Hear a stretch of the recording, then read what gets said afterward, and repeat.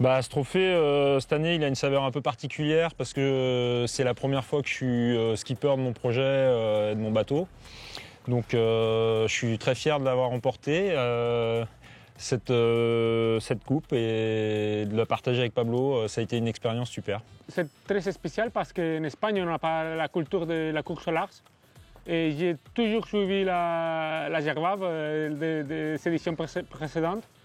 Et j'avais jamais imaginé participer même 3 fois à la Gervab. Et même la gagner, c'est super. Donc je suis très content.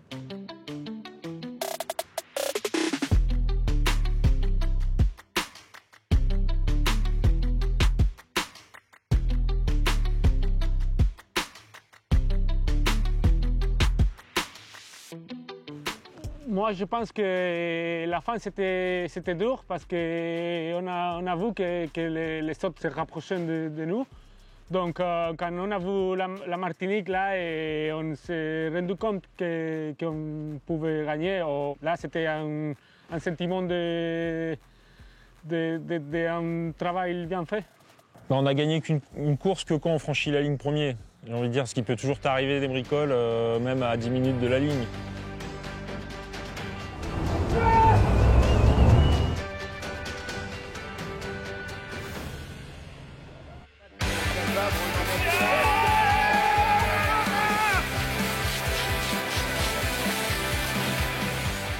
Le sentiment que j'ai éprouvé quand on a coupé la ligne, c'est nourriture.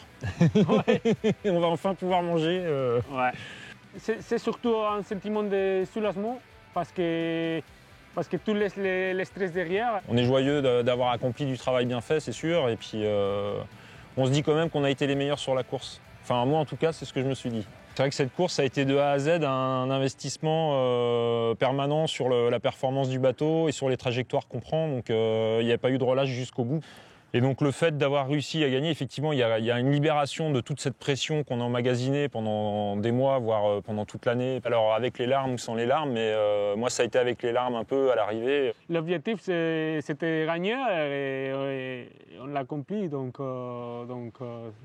c'est génial ça.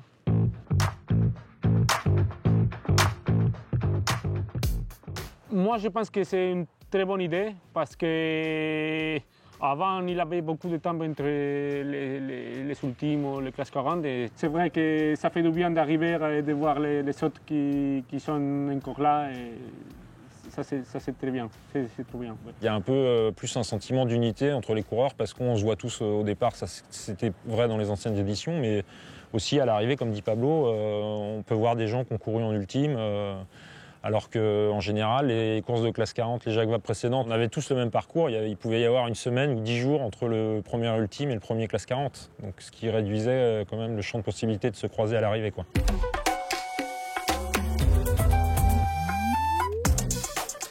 Moi, le plus que j'aime d'Antoine, c'est qu'il reste positif quand les choses sont difficiles. Après, le négatif, c'est qu'il prend beaucoup de temps pour se réveiller. Donc, des fois, on a parlé des choses qu'il faut les laisser le temps pour se réveiller. Après, on peut discuter, mais il a besoin de 15 minutes au moins. Voilà. Non, le positif, c'est que Pablo, il est joyeux, il est souvent de bonne humeur et il est très compétitif. C'est aussi pour ça que j'étais parti avec lui. On a eu une bonne entente. Le positif, c'est que dans les moments difficiles où il restait plus que 3 repas, on a partagé les repas. Et après, le négatif, c'est lui qui le dit. Après, effectivement, il est peut-être soumis un peu plus au stress que moi, peut-être parce qu'il a un peu moins d'expérience sur le large. 2023, pour l'instant, j'ai pas trop de vision sur cette année-là. Je me suis pas mal concentré sur cette année. Voilà. Après, c'est sûr que moi, j'aimerais revenir. C'est ce qui nous fait rêver aussi, les courses mythiques, comme la Jacques Vabre, qui existe depuis des années. Et je vais revenir, c'est sûr. Bah oui. Mais et surtout si j'ai payé avec Antoine. Mais... 3e victoire, donc je suis content. Ouais, c'est sûr que c'est un bon chiffre. En espérant qu'il y ait un chiffre 4 bientôt.